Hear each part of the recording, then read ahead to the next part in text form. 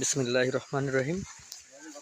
আজকে আমাদের এক কাস্টমারের বাসায় আমরা ভিজিটে আসছি। সে কিছু পণ্য নিবে। পরবর্তী কাস্টমার বলল যে ভাই আমার অনেক বড় কৃষি খামার আছে। তো সাথে সাথে আমরা বললাম কোথায় ভাই? বললো ভাই এই যে সামনে কিছু দূরেই। আমাদের ইমরান ভাই আবার এই বিষয়ে খুব দক্ষ, সে যশোরে বাড়ি। তার বাসায় অনেক ধরনের কি সুন্দর পেঁপে।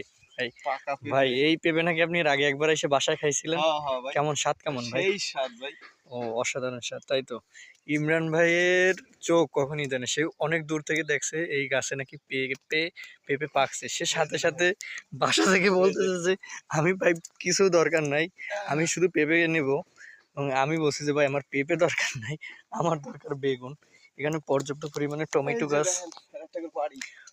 গাছ আছে, বেগুন গাছ আছে, বড় বড় বেগুন।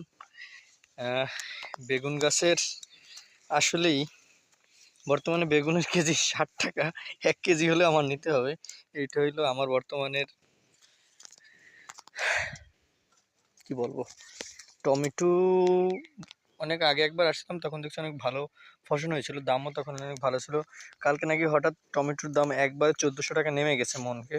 আগে 3000 ছিল, এখন নাকি তার 1600 টাকা নিয়ে আসছে। আমাদের কৃষি ভাইদের যারা আছে তারা খুব এই নিয়ে অসুখী। তাদের একটা পেঁপের সাইজ দেখুন যে কত বড় সাইজ। এই গাছটা নাকি 12 মাস এইভাবে পেঁপে ধরে, এই 12টা মাস এইভাবেই পেঁপে ধরে এই গাছে।